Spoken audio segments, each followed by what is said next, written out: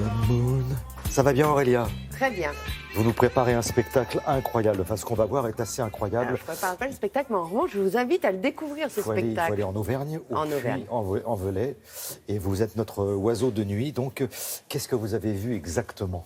Alors, je me suis donc rendue au Puy-en-Velay pour découvrir les lumières du Puy. En fait, le Puy-en-Velay, c'est une magnifique ville qu'on a du mal à découvrir. Il faudrait y rester pourtant. Parce que c'est vraiment une ville pop-up incroyable. Moi, j'ai été séduite par cette ville. Il y a des monuments en haut, en bas. On découvre partout. Enfin, elle n'a pas, en plus, la géographie d'une ville authentique, enfin normale. Elle est magique. Et jusque-là, les touristes y restaient une journée, pas plus, une journée et demie. Ils devraient rester au Puy. Et pour y rester, la bonne idée, c'est à la tombée de la nuit, de faire vivre cette ville en lumière et en son, et donc de projeter sur les principaux monuments de cette ville un spectacle magique, un spectacle à découvrir à la nuit tombée jusqu'à minuit, un spectacle gratuit pour tous, pour comprendre cette ville, l'histoire de cette ville en images. Je vous laisse découvrir.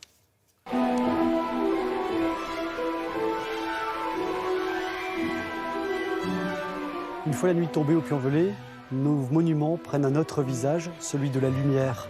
Ceux que vous voyez la journée, dans leur écrin naturel, prennent une autre dimension le soir par un spectacle de lumière qui les met en valeur. Ces lumières, selon les sites, racontent l'histoire de notre ville, le chemin de Saint-Jacques-de-Compostelle, bien entendu, mais aussi la création de notre cathédrale, ses légendes, l'hôtel de ville avec la liberté, l'égalité et la fraternité qui symbolise la Marianne, mais aussi un voyage à travers la Haute-Loire dans la cour de l'hôtel du département et cette histoire du dragon qui est terrassé par Saint-Michel et puis ces 4 saisons du Rocher qui vivent d'une manière assez extraordinaire.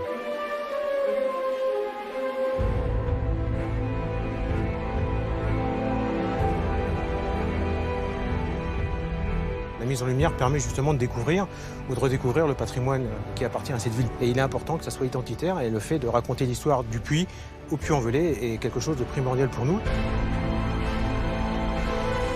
On travaille sur la cathédrale, évidemment, par rapport à sa construction. Sur le mont Aiguille, on travaille autour du volcanisme parce que c'est un pic qui est surgi de l'eau au moment d'une éruption volcanique.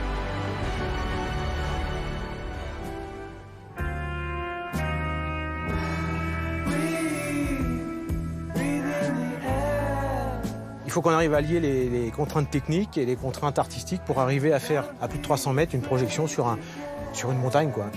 On a du dessin, après on a de la colorimétrie, après on a de l'animation pour arriver à faire quelque chose dans l'esprit d'un spectacle vivant et aussi de la musique, bien entendu, qui vient un petit peu créer l'émotion autour de ces images.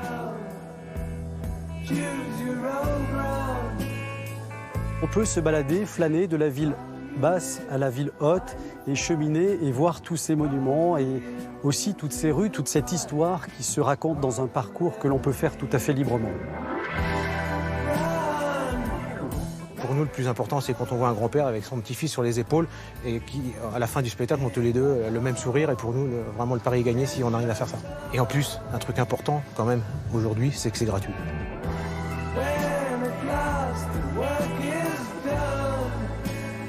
Alors c'est gratuit et il faut préciser que tous les monuments emblématiques de la ville sont concernés par ce son et lumière. Alors la mairie, le conseil municipal, il y a aussi le théâtre municipal, le Mont Aiguille, le Rocher Saint-Michel, la cathédrale Notre-Dame-du-Puy. Alors effectivement c'est gratuit, c'est jusqu'au 30 septembre. C'est vraiment un parcours libre. Moi je me suis baladée pendant peut-être 2 heures à la découverte de ces monuments au détour d'une rue. Et à chaque fois un éclairage nouveau, une musique nouvelle et puis une scénographie dingue qui m'a permis de comprendre cette ville, parce qu'il ne faut pas oublier quand même que le Puy-en-Velay, c'est une ville étape pour la randonnée de Saint-Jacques, pour le pèlerinage de Saint-Jacques-de-Compostelle. Et c'était une ville étape aussi pour le Tour de France. Donc ne faites pas en sorte que ce soit juste une ville étape. Restez-y au moins une nuit pour découvrir ces lumières du Puy, parce que vraiment, c'est un moment magique à vivre tout cet été. Et la bonne idée, c'est de voir la ville le jour, de et faire nuit, un bon dîner, sympa, tout bien, vous êtes dans la bonne région, et le soir, vous vous régalez, c'est génial. Merci beaucoup, Aurélia. On y reviendra au Puy-en-Velay un peu plus tard.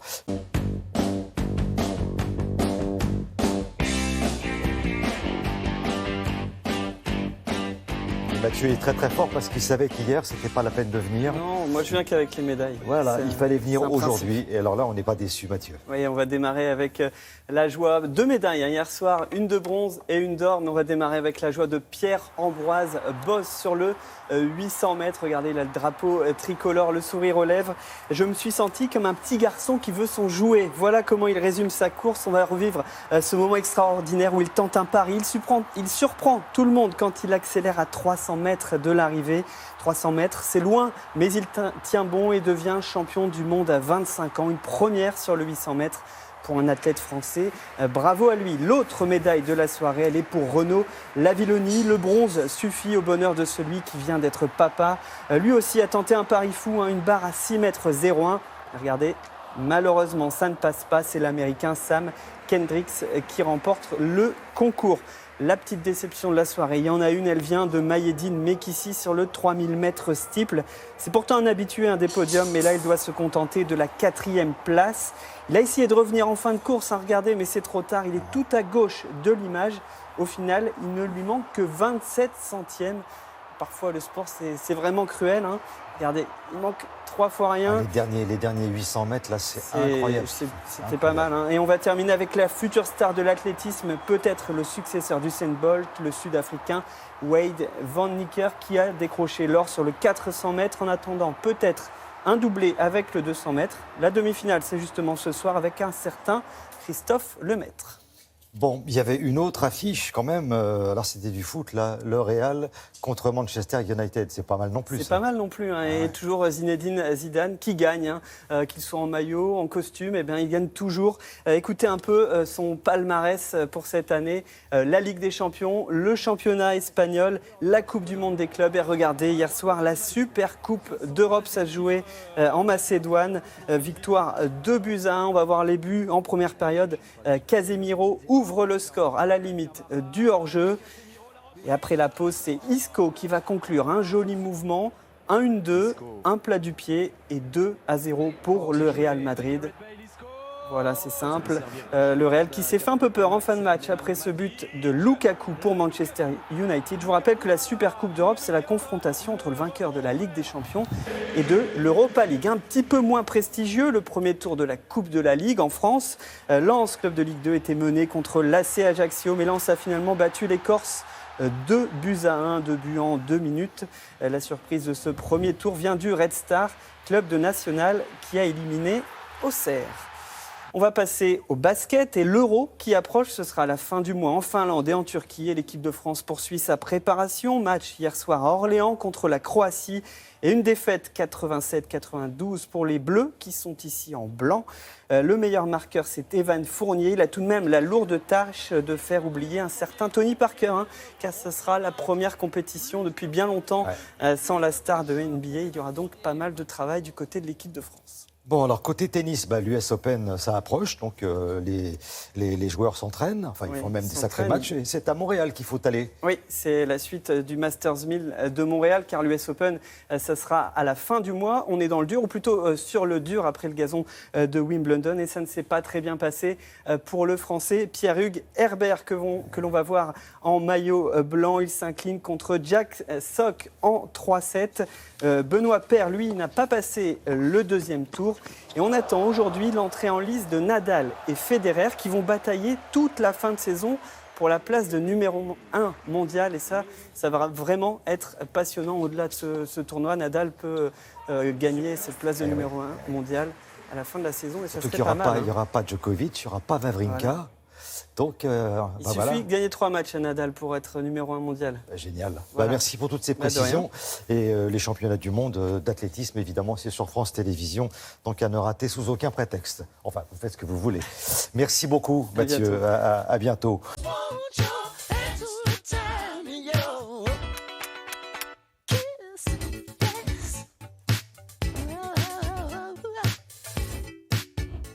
Bonjour Julia. Bonjour. Il paraît que c'est la Saint-Amour. Oui, grand jour aujourd'hui, c'est très important d'en parler. La Saint-Amour, je pense que toute cette séquence va tourner autour de ça, beaucoup de poésie et de finesse, Julia. Exactement, je pense qu'on devrait même militer pour remplacer la Saint-Valentin par la Saint-Amour. Ça serait pas mal. On va commencer, voilà, on va militer. On va faire une pétition, c'est très en vogue en ce moment. En tout cas, pour défendre ce mercredi 9 août, jour de la Saint-Amour, je vous propose une sélection assez poétique. En tout cas, on va parler d'amour et on démarre avec cet artiste iranien. Regardez, une jolie petite histoire. C'est un petit prodige, classé parmi vraiment les artistes très poétiques de la toile. Il réalise des animations quelquefois pour interroger, pour dénoncer, puis d'autres fois juste pour faire sourire et faire du bien. Ce petit film s'appelle Change Over. Il raconte l'histoire amusante d'un petit oiseau qui va se faire prendre au piège de l'amour. Ah, c'est super. Et alors, regardez, il tombe amoureux d'un petit volant de badminton. Et puis, il va lui arriver, évidemment, quelques petites aventures. Je vous laisse découvrir ça, regardez. Ah oui, c'est une petite danse de la séduction pour ressembler à ce qui n'est qu'un volant qui sert à jouer au badminton, quoi. Ça, c'est ce que vous pensez.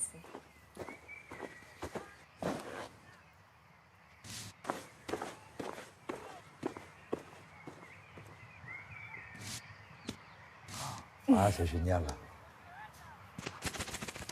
Bravo. J'ai été pris au piège. C'est joli, hein? Ah ouais, c'est magnifique. C'est très simple, c'est tout joli. Et cet artiste, vraiment, il vient d'Iran et il fait aussi d'autres choses, des fois, pour dénoncer des choses un petit peu plus, dans des sujets plus larges et plus vastes. Et c'est vraiment très intéressant.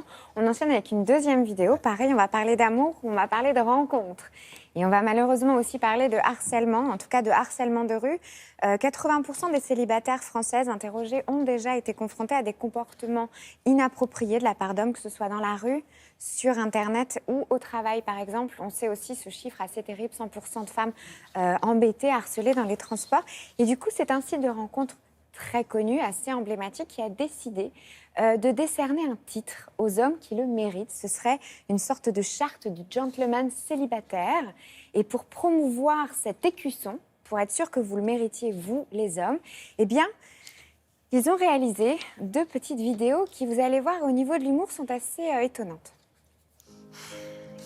Avec Robin, ça a été si fort dès le début.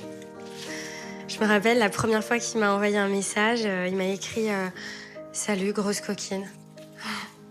Ça m'a vraiment chamboulé. Et puis le lendemain, il a continué « T'es trop chaude sur tes photos de profil ». C'est comme s'il me connaissait déjà vraiment par cœur, quoi. C'est quand il m'a écrit « Vite, envoie-moi une photo de toi toute nue tout de suite » que j'ai vraiment craqué. Craqué sur le profil d'un autre. Celui d'Antoine. C'est fou comme Louis m'a toujours fait sentir que j'étais différente. Il me donnait jamais le même prénom dans ses messages. Camille, Cécile, Elsa. Je trouvais ça trop mignon. Et puis, il est le seul à avoir pu déceler des choses en moi que personne n'avait jamais vues avant. Et c'est quand il m'a dit « J'adore les blondes aux yeux bleus comme toi » que je me suis dit que c'était le bon moment de répondre à quelqu'un d'autre. Ouais. Ah, voilà. Ça fait réfléchir, c'est une bonne idée, ça. C'est une bonne idée. Bon, exactement. Alors attendez, là on va pas parler d'amour, là, on va parler de philosophie. Oui, mais c'est un peu pareil, parce que quand il s'agit de James Franco, je ne suis qu'amour. Donc on va continuer. Alors, que faire quand on a tout fait? C'est la question que ça a dû se poser James Franco. Pour l'acteur, réalisateur, écrivain, chanteur et poète, et c'est assez simple. Il a créé une chaîne YouTube pour nous parler philosophie. Oh, hi there. This is James. This is my friend Elliot, and you're watching Philosophy Time.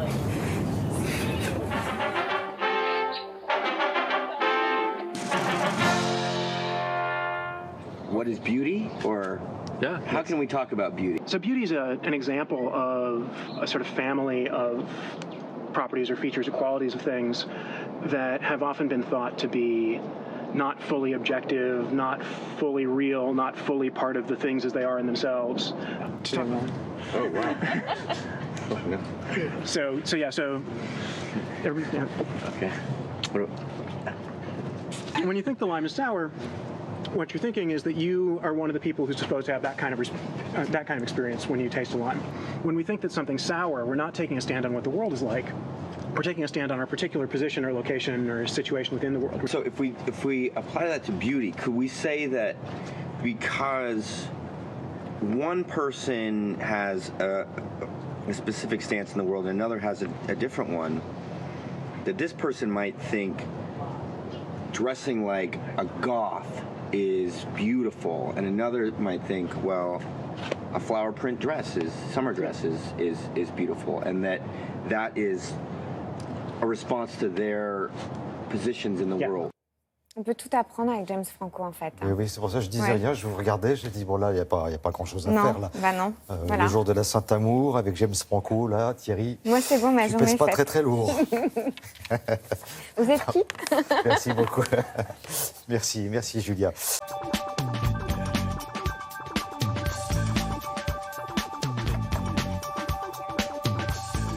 Bonjour Frédéric. Bonjour. Bon, on ne va pas s'en priver. Hein. Non, le gagnant du jour, le champion du monde, Pierre-Ambroise Boss. Gagnant inattendu dans le 800 mètres hier à Londres, qui a les honneurs de pas mal de couvertures. Vous voyez ici les Échos, l'Équipe, le Parisien aujourd'hui en France, donc on le félicite. Voilà pour les champions. Il y a aussi des gens pour qui l'été est un petit peu moins agréable à en croire la presse. Vous allez voir plusieurs couvertures qui ce matin évoquent la rentrée difficile qui s'annonce pour Emmanuel Macron. Le pauvre, il part en vacances que ce soir. On leur parle déjà de la rentrée. Titre du Figaro, donc la rentrée difficile. Opération recadrage à l'Élysée, titre Le Parisien. Le gouvernement s'attend à une rentrée sociale agitée à cause de la réforme du Code du travail, à cause aussi de certaines maladresses politiques. Donc ils sont en vacances à partir de ce soir, je vous l'ai dit. Mais les derniers conseils des ministres ont été tendus, croit savoir Le Parisien. Emmanuel Macron ne se privant pas pour critiquer quand il le faut ses ministres, son parti ou ses députés. Et parmi les dossiers qu'il faudra régler de toute urgence à la rentrée, il y en a un qui vraiment tarde, qui empoisonne l'économie française depuis des années. Vous allez voir, c'est la couverture des Échos et du Figaro Économie. La situation est préoccupante pour le commerce extérieur. Ça fait des années que la France ne vend pas assez à l'étranger. On importe beaucoup de marchandises étrangères, mais à l'inverse, on n'exporte pas assez nos produits français. Et ça s'aggrave chaque année. Notre découvert a encore augmenté de moitié cette année par rapport à l'an dernier. Alerte rouge. Écrivent les Échos, on a laissé mourir notre industrie. Rendez-vous compte, on ne fabrique pas plus en France aujourd'hui de produits industriels qu'il y a 20 ans. Alors qu'en 20 ans, la consommation de ces produits a bien sûr augmenté. Elle a augmenté de 60%. Les Français achètent des produits industriels, des machines à laver, des télévisions, des voitures, mais ils achètent des marques étrangères. C'est pour ça que le gouvernement pense qu'il faut changer le Code du travail pour aider nos entreprises, mais d'autres disent que le vrai problème, c'est l'investissement. Vous voyez, nos méthodes sont dépassées, dit le Figaro, la recherche, la création de produits innovants, la volonté des petites entreprises d'aller vendre à l'étranger. Il faut se demander ce que veulent acheter les étrangers et non pas ce que nous, on veut leur vendre. C'est le principe. C'est ce qu'explique le Figaro de ce point de vue. Même notre système universitaire est mal fichu, dit le journal. Comme il n'y a pas de sélection à l'université, la France a tendance à former des bac+5 dans des domaines qui ne sont pas recherchés par les entreprises, alors qu'en Allemagne, c'est l'inverse. L'apprentissage est très développé et on le centre sur les besoins des entreprises. C'est le point de vue du Figaro. Mais attention, répondent Lacroix ou Libération.fr. Attention, répondre aux besoins de l'économie, c'est très bien, mais à quel prix ? Vous lirez des articles édifiants sur les jeunes et leurs conditions de travail dans ce qu'on appelle la nouvelle économie. Exemple chez Deliveroo, vous savez, c'est un service de livraison de repas à domicile par smartphone. Imaginez la vie de ces jeunes dont certains font parfois sur leur vélo plus de 100 km par jour pour seulement 5 € en moyenne par livraison. Et les tarifs viennent encore de baisser parce que Deliveroo, l'application smartphone qui leur envoie les commandes, c'est eux qui décident le tarif qu'ils payent, qui est payé aux livreurs. Quand la rémunération est abaissée, les livreurs la prennent par un simple mail. S'ils ne sont pas contents, c'est pareil. Et certains livreurs qui avaient le toupet de protester se sont fait tout simplement couper leur abonnement Deliveroo par la société anglaise. Voilà comment on traite nos jeunes travailleurs. Et à l'autre bout de la pyramide des âges, c'est pas beaucoup mieux. Je termine, vous lirez dans l'Humanité, qu'il y a toujours 20 000 retraités en Ile-de-France qui n'ont toujours pas touché leur retraite. Plus de 700 postes ont été supprimés dans les bureaux de la Caisse de retraite Ile-de-France, dénonce l'Humanité. Par conséquent, les dossiers avancent très lentement et certains retraités passent plusieurs mois sans ressources au moment où ils arrivent à la retraite avant de toucher leur première retraite. Quand on n'a pas d'argent de côté, c'est un gros problème. Je vous le disais, les dossiers sociaux à régler pour le gouvernement, il risque d'y en avoir quelques-uns à la rentrée. Bon, merci beaucoup Frédéric. À tout à l'heure pour la revue de presse culturelle. Sur la plage, je me la joue mélo. Je drague C'est pas mal, hein. C'est pas mal. C'est agréable. Ça rappelle des choses. Ça rappelle des choses. Écoutez, elle se réclame de cette variété-là. Elle s'appelle Juliette Armanet. C'est son premier vrai album. Elle avait fait un premier album. Elle n'en parle pas beaucoup de ça, mais produit par Jean-Max Rivière, qui est un auteur-compositeur que je salue, qui a écrit les plus belles chansons de Brigitte Bardot, La Madrague, qui il y a quelques années, il y a 3-4 ans, il m'en avait parlé, en me disant, tu vas voir, elle va faire quelque chose. Il avait produit un premier album, qu'aujourd'hui, dans lequel elle ne se reconnaît pas aujourd'hui, mais là, on va dire que c'est son premier album dans lequel elle assume tout. Donc, Petite Amie, c'est le titre de l'album. Juliette Armanet, vous en avez beaucoup entendu parler. C'est vrai qu'il y a un coup de cœur d'une certaine presse autour de cette jeune femme. Elle se réclame de la grande chanson française. Elle le dit elle-même, depuis les années 70-80, en matière de chanson française, on n'a pas fait mieux. Pour elle, c'est Maître, c'est Scheller, c'est Berger, c'est Véronique Sanson, on vient de l'entendre. Il y a quand même quelques petites réminiscences. Barbara, elle a participé à l'album Tribute, hommage à Barbara récemment. Elle a vraiment un univers à elle. Elle a un rapport avec son piano qui est extrêmement drôlatique, c'est-à-dire qu'elle appelle sa bête noire. Elle le craint autant qu'elle cherche à l'amadouer. Elle a été avant elle a été avant étudiante en lettres. Elle a été comédienne. Elle a été journaliste sur Arte. Elle a fait quelques jolis documentaires sur la chaîne concurrente et néanmoins amie. Et puis là, à 34 ans, elle assume un premier album. Et imaginez-vous qu'au Francophonie de La Rochelle, généralement, quand on y va pour la première fois, on joue dans une toute petite salle. Une toute petite salle, 300 places, il faut déjà les remplir. Là, c'était carrément le grand amphi, 1000 places, et c'était plein. Et vous savez quoi ? On y était en plus. On y va.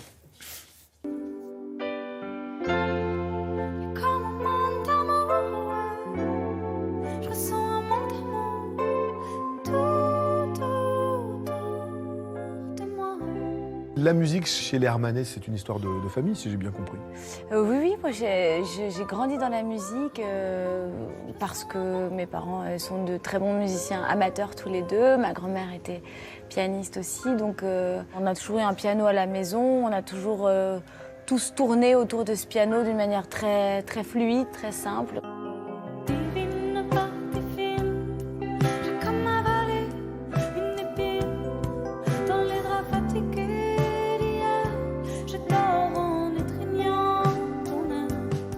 Vous saviez que vous aviez un rendez-vous professionnel avec ce piano-là ? Que ça devienne ma vie là, comme ça l'est maintenant, ça, je ne sais pas trop si je l'avais conscientisé. Je pense qu'il y a eu un moment où je me suis dit que j'en avais envie, oui, mais récemment.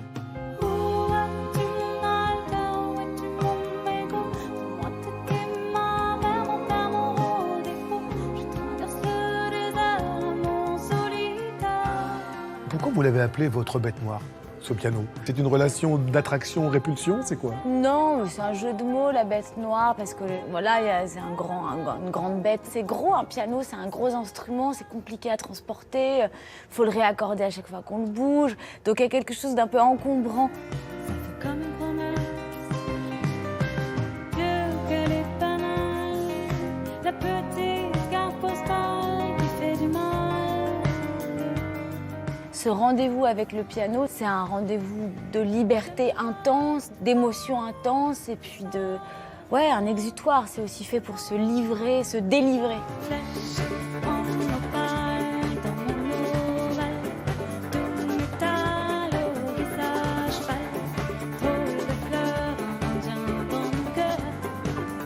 Vous dites pleurer beaucoup quand vous écrivez.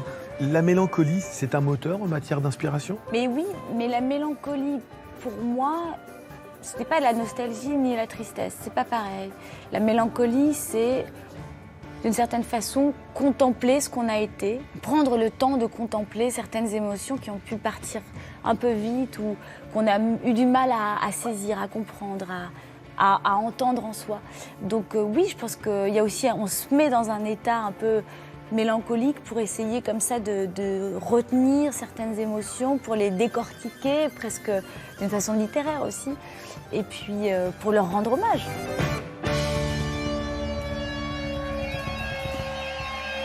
Voilà, Juliette Armanet. Elle rend très très bien hommage à ses émotions. Si c'est un peu ce qu'elle nous disait à la fin. Il faut rendre hommage à ses émotions. Franchement, elle les traduit bien. On passe 1 heure. Moi, j'ai vraiment découvert quelqu'un. Effectivement, elle renoue avec cette grande tradition de ce qu'on appelait la nouvelle chanson française, mais qui n'en finit pas d'être nouvelle des années 70. C'est vrai qu'on n'a pas entendu cette qualité-là depuis longtemps. On lui souhaite une longue et belle carrière. Voilà, si vous ne l'avez pas vu au Francophonie de La Rochelle, bien, vous avez vu les dates de sa tournée. Oui, le 1er septembre. septembre à Dijon, elle est un petit peu partout.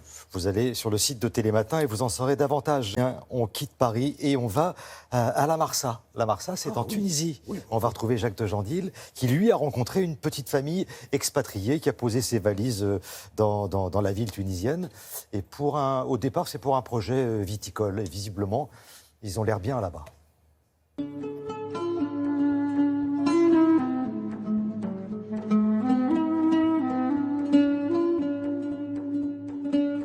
On a choisi la Tunisie parce qu'on a eu plusieurs expériences d'expatriés.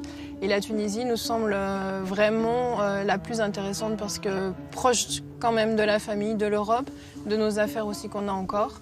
Et c'est un pays francophone, ça c'est aussi agréable. Et enfin, les gens sont vraiment ouverts ici et agréables, donc on se sent bien ici.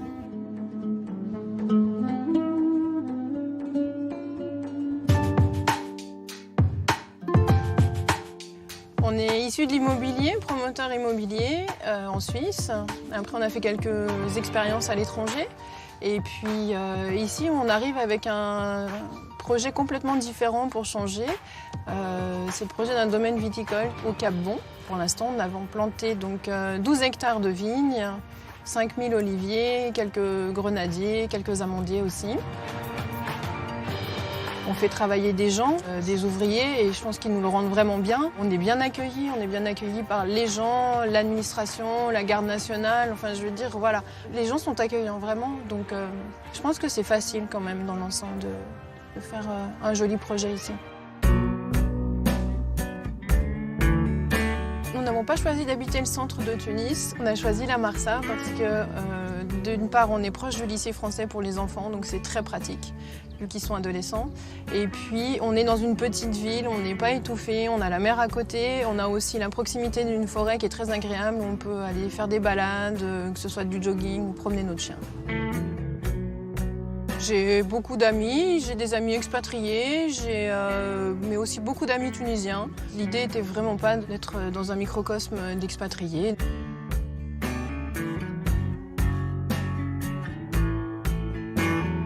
Mes courses, essentiellement, je les fais auprès d'un petit producteur qui a une ferme qui est à 1 heure de Tunis, qui est en bio.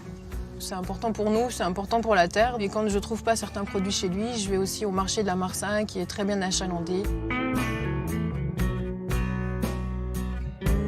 On a des petits bouchers, on a des poissonniers, on a des légumes formidables.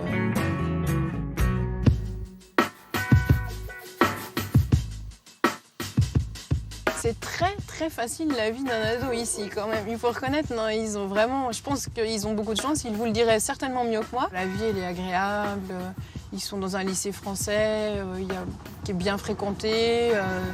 Nous on habite à juste quelques minutes du lycée, donc le grand il se déplace en scooter, il a un bon groupe d'amis, donc je pense pouvoir dire qu'ils ont une belle vie d'adolescent.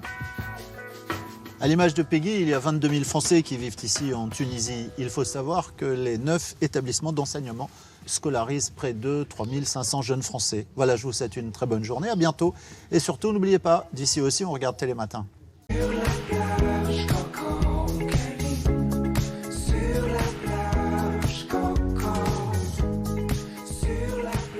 Un plan sur les mains de Richard Zarzavadjian. Mais oui, il y a une raison précise. C'est qu'on va vous faire découvrir une technique qui va peut-être vous éviter de prendre des médicaments et de lutter en même temps contre les douleurs. On va parler de réflexologie. Absolument. C'est une technique naturelle, sans médicaments, qui permet de soulager plein de maux, mais là, ce matin, on va s'intéresser aux douleurs pour lesquelles on prend des médicaments. Eh bien, grâce à cette technique, peut-être que vous pourriez éviter de prendre ces traitements. Alors, le principe, c'est quoi? C'est de dire que sous nos pieds, au niveau des mains, on a tous nos organes qui sont représentés. Et donc, d'une certaine façon, lorsque le soignant va appuyer dans telle ou telle zone, eh bien, il va donner un signal au cerveau et va permettre de soulager tel ou tel mot, telle ou telle douleur. Et vraiment, ça marche. Alors, ça marche mieux sur le le pied que sur la main, parce qu'il y a beaucoup plus de terminaisons nerveuses au niveau du pied, mais sur la main aussi, ça fonctionne. Tous les organes sont représentés. Oui, c'est comme si vous aviez une cartographie de tous vos organes, de tout votre organisme, au niveau des mains, au niveau des pieds sur cette image.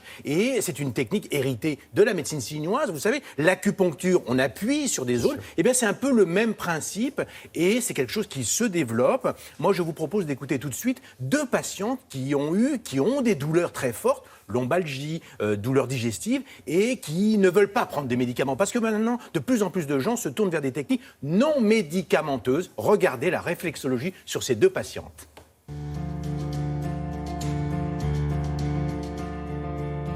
En 2016, Agnès a découvert la réflexologie, qui l'a aidé à mieux supporter les effets secondaires de son traitement contre le cancer, aujourd'hui en rémission.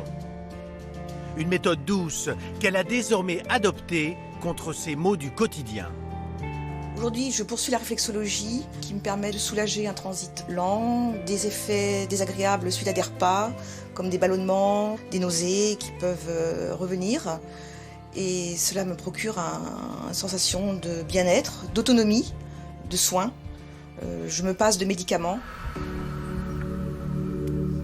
On va être sur une zone qui va représenter le corps dans sa globalité, aussi bien les organes que les muscles. À partir de ces zones, on va envoyer un message et ensuite le cerveau va envoyer une réponse en stimulant l'endroit qui en a besoin.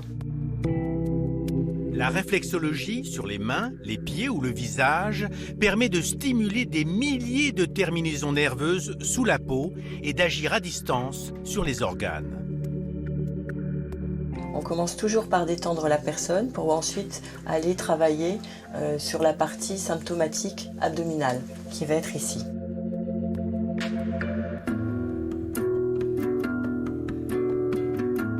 Pour Cathy, les douleurs sont dorsales à cause d'une chute. Et ce matin, sous le soleil d'été, on va opter pour la réflexologie plantaire. Je vais travailler sur les zones symptomatiques. Donc ici, j'ai les lombaires. Mais je vais travailler également les dorsales. Je vais travailler aussi les vertèbres sacrées que l'on a ici. Et je vais également travailler les surrénales qui sont un antidouleur. Ça va? C'est un peu sensible. Ce qui va me permettre de réguler sur différents niveaux. Quand je sens la crise arriver, avant que ce soit trop tard, je vais voir ma réflexologue pour qu'elle me soulage immédiatement, pour éviter de prendre les médicaments. Aujourd'hui, nous avons la chance de pouvoir faire la séance à l'extérieur, ce qui est magique. Et ça rend le sourire.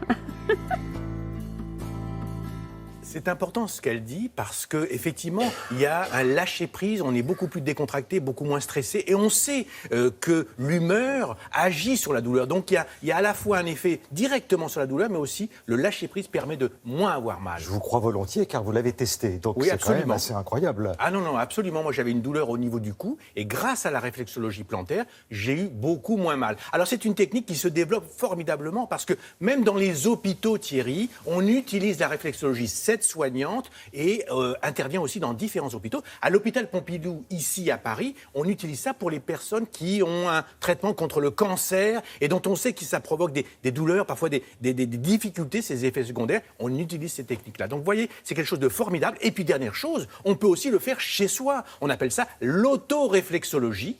Et donc, on peut, à partir du moment où on est avec un soignant qualifié, expérimenté, on peut utiliser cette technique chez soi, l'autoréflexologie. Donc voilà, et on confie ses mains et ses pieds à des spécialistes. Absolument. Vous avez tous les renseignements sur le site de Télématin. Merci beaucoup, Richard. Cap là où se finit la terre, où la lumière a épousé la mer.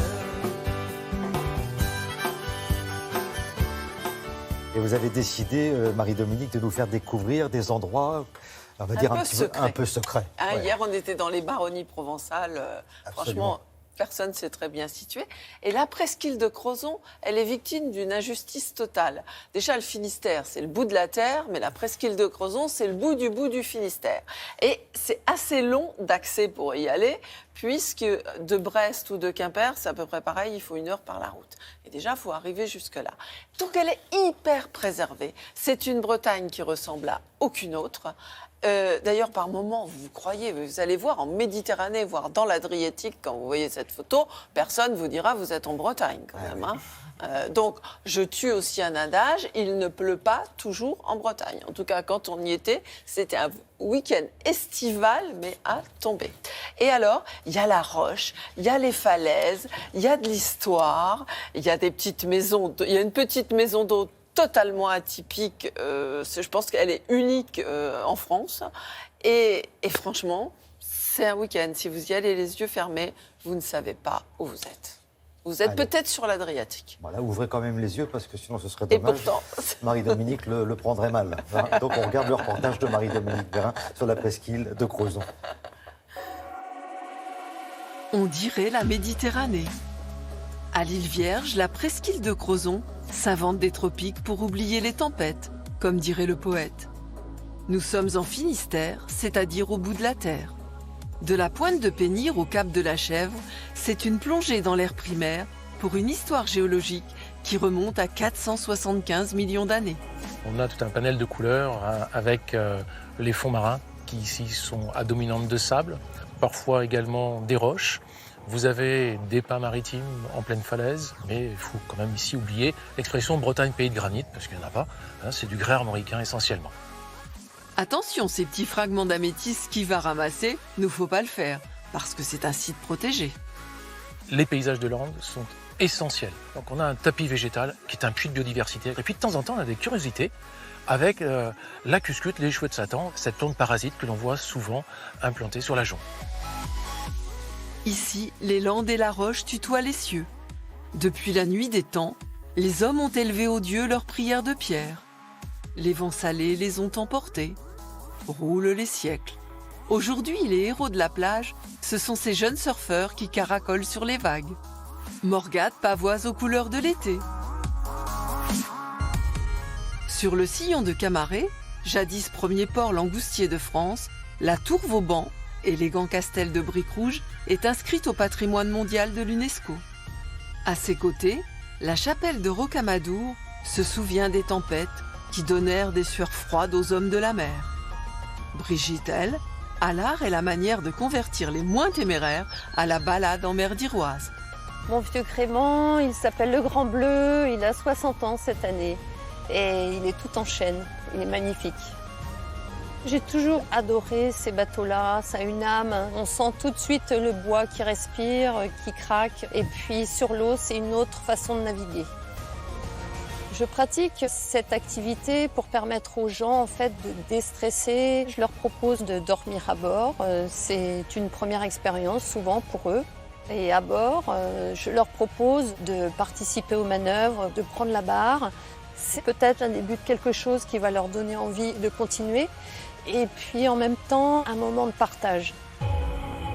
Et s'il existe encore quelques réfractaires, à Casteldine, ils pourront pratiquer l'art de naviguer à terre. C'est pas une invention de fous du village, hein, ça existait autrefois. Donc c'était en fait des maisons de pêcheurs pauvres qui récupéraient les vieilles coques de bateaux pour en faire des habitations.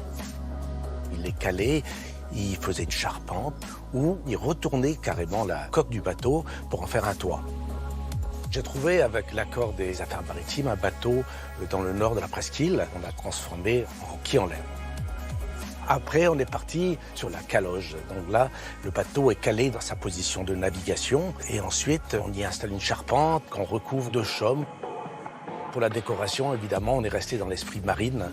On a réutilisé des pièces qui servaient sur les bateaux autrefois, comme des poulies, des cordages, pour donc rester un peu dans cette ambiance de la mer. Si je comprends bien, à Crozon, même sur Terre, on garde le pied marin. Sur le plateau de Télématin, on est tous partants. Hein. Oui. Ah oui. Ah bah écoutez, allez-y, parce que franchement, c'est une Bretagne qu'on ne connaît pas, en fait. Voilà. Très, très, très préservée. Là, je peux vous dire que sur les petits ports, il n'y a pas de boutique de luxe, il n'y a que de l'authentique. Mais le paysage est absolument fantastique, avec un choix de plage. tous les types de plages, vous allez trouver. Voilà, ça c'est cadeau. C'est Marie-Dominique Perrin. Ce sont des petits secrets pour vos prochaines vacances. Voilà, des endroits assez incroyables. On va revenir sur un nouvel épisode de notre série estivale consacrée aux objets cultes. Alors, je ne sais pas si ça vous dit quelque chose, mais on va revenir sur 2 assises iconiques. Un classique de l'histoire du mobilier, et puis un siège qui vous accompagnera peut-être pendant vos vacances. Vous allez peut-être vous asseoir dessus. Regardez, Sylvie. Ne croyez pas que le design ne concerne que l'intérieur. Voici 2 objets cultes qui aiment aussi prendre l'air, la Pantone Chair et le siège pop-up. Direction les pays nordiques. En 1960, en visitant une fabrique de casques de sécurité, le créateur danois Werner Pantone eut l'idée de créer une chaise monobloc en matériel plastique de couleur. Sa production étant extrêmement difficile, ce prodige d'ingénierie ne sera réalisable que grâce à la collaboration du designer avec l'éditeur suisse Vitra qui, en 1967, décide de l'éditer. En effet, le défi était de taille. Elle fut la première chaise monobloc en porte-à-faux, empilable, qui s'adapte à l'ergonomie du corps humain. Je vais vous raconter pourquoi la chaise Pantone est la chaise la plus sexy du monde. Ouah! Oh, qu'elle est mignonne! Après de nombreuses étapes de production, ce n'est que depuis 1999 qu'elle est fabriquée dans une matière plastique durable, le polypropylène, teinté dans la masse. La Pantone Chair est devenue un véritable symbole du style emblématique des années 60-70. Une véritable pop star!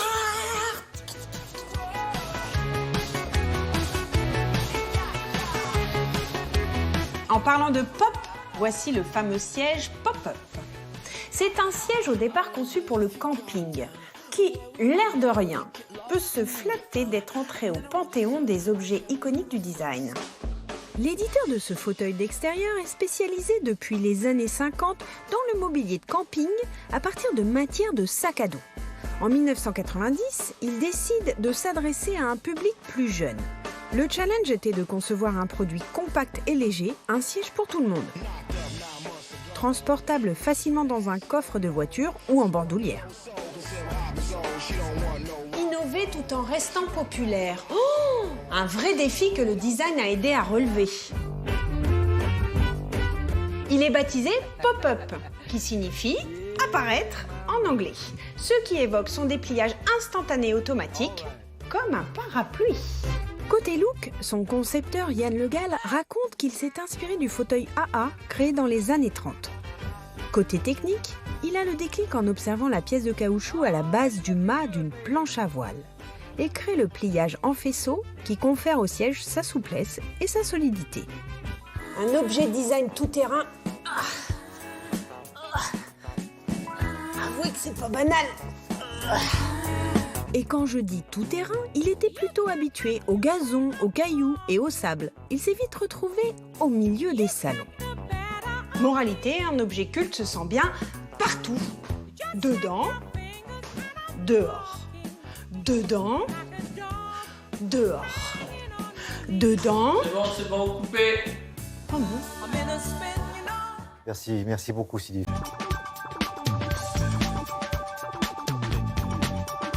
Voilà, ça fait partie de ce qu'on appelle les disparitions brutales. Oui, brutal. Il avait seulement 69 ans, il n'était pas malade, auteur prolifique, notamment de livres historiques. Il est mort, Gonzague Saint-Brie, hier dans un accident de voiture en Normandie. C'est pour ça que c'est une disparition effectivement très brutale. Figure très connue du monde littéraire. Il animait des salons du livre. Il préparait d'ailleurs pour la fin du mois la 22e édition de celui qu'il avait créé, La forêt des livres en Touraine. Le Figaro, vous voyez, consacre ce matin un grand article à Gonzague Saint-Brie.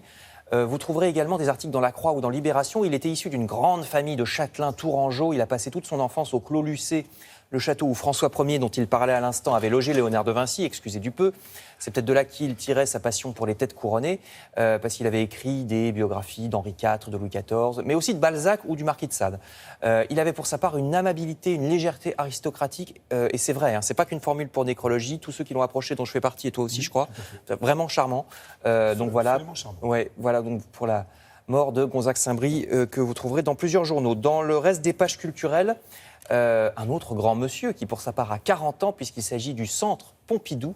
Le centre Beaubourg, qui a ouvert au public en 77, nous rappelle Libération. L'histoire est connue de ce bâtiment décrié au début pour son modernisme, mais qui finalement a été très bien accepté, contrairement à beaucoup d'autres bâtiments construits à la même époque dans le quartier sur les ruines des vieux immeubles parisiens passés au bulldozer. Le succès du centre Pompidou a même d'ailleurs dépassé les espérances, parce que désormais il y a souvent plusieurs centaines de personnes qui font la queue, et ce lieu qui était censé être très ouvert a été refermé peu à peu à cause de Vigipirate et est devenu un peu inaccessible, tellement il y a de monde qui fait la queue. Article à lire dans Libération, c'est la rançon du succès.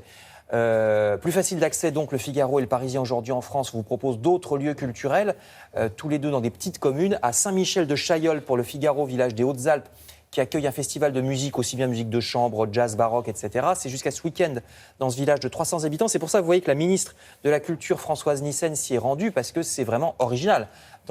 C'est une succession de hameaux dans les alpages. Et puis festival également de musique à Rocamadour dans le Lot jusqu'au 26 août. Musique sacrée avec des airs religieux, Bach, Handel, Vivaldi. À partir de 10 € la place, c'est les mêmes prix à Chaillol dans les Alpes, c'est à partir de 8 €. Enfin, je termine avec deux activités plus aventureuses. Si vous aimez le risque, vous pourrez faire du rafting en pleine Île-de-France. Ici, ça coûte, vous allez voir à gauche, une vingtaine d'euros l'heure à la base de loisirs de Cergy-Pontoise au nord de Paris. Ou alors à côté, regardez, c'est une tyrolienne pour se lancer au-dessus des lions du zoo de Thoiry dans les Yvelines, 2 fois 200 mètres, au-dessus des fauves. Ah oui. Normalement, la corde est solide. Oui. Ça ne s'arrête pas en cours de route, rassurez-moi. Normalement, non. Sauf si vous êtes très désagréable avec les dresseurs. Avec 3 lions au-dessous. Alors, quand ils est-ce n'ont pas été lâche nourris. Donc je vous renvoie aux Parisiens pour ces deux activités. Vous allez vous ruer, Thierry, à partir de midi, dès la sortie du studio, je le sais. Bien sûr, bah, vous me connaissez bien, frère. Ouais. Alors, on va trouver un autre artiste. Bon, lui, il a fait un bon bout de chemin, là. Je pense qu'il devrait faire une belle carrière, Julia. Oui, il s'agit de Johnny Hallyday, sa femme Laetitia, qui se manifeste beaucoup sur les réseaux sociaux. Ils sont assez présents. Et c'est Laetitia qui a mis cette vidéo sur son compte Instagram. Regardez, ils sont en vacances, ils dansent tous les deux sur le tube interplanétaire Despacito. Ils souhaitent montrer qu'il est en forme et que tout va bien. L'idée aussi, c'est de rassurer les fans, évidemment. Ah, c'est bien parce que d'abord... Donc ils dansent, ils vont bien, ils sont en vacances et il a également tweeté, Johnny, qu'il serait bientôt en tournée en 2018, une tournée rock et blues prévue pour l'année prochaine. C'est quelque chose, si vous l'avez vu avec les vieilles canailles, je peux vous dire que... C'est énorme. C'est énorme et qu'il assure, ils assurent tous. Mais lui c'est quand même... c'est comme aux États-Unis, il y a Bruce Springsteen, c'est The Boss. Voilà, le patron. L'idée, c'est le patron. Voilà. Merci beaucoup, Julia. Julien revient pour nous, justement, c'est très intéressant, sur le scandale des œufs contaminés dont on a parlé dans le journal. Et elle va nous aider, Julia, à décrypter les codes. Il y a des codes inscrits sur les produits et on ne sait pas toujours ce que ça veut dire. Oui, on assiste évidemment à un scandale sanitaire des œufs contaminés à l'insecticide fipronil. C'est l'occasion peut-être de revenir sur la traçabilité des produits et notamment comment décrypter, regarder ces codes qui sont toujours en rouge sur les œufs que l'on achète. Et c'est le Huffington Post qui nous propose une traduction assez claire, assez précise. Alors regardez par exemple, vous avez un premier chiffre et pour moi, selon moi, le plus important. Vous voyez là, c'est un 1. Le premier chiffre, c'est un indicateur très important parce qu'il correspond à un mode d'élevage précis. Et du coup, le 1 va correspondre le 3 en cage, le 2 élevage au sol et 1 en plein air. Et si vous pouvez acheter des œufs avec 0, c'est des œufs bio, c'est encore mieux. Et puis regardez les lettres qui suivent. Et bien évidemment, c'est le pays, le code ISO du pays d'origine et notamment ensuite le code traçabilité de l'élevage. Et là aussi, un très bon indicateur pour connaître un petit peu l'origine et la qualité du produit. Je vous invite à regarder ce lien sur la page Facebook de Télématin notamment pour pouvoir savoir un petit peu ce que vous achetez, ce que vous consommez.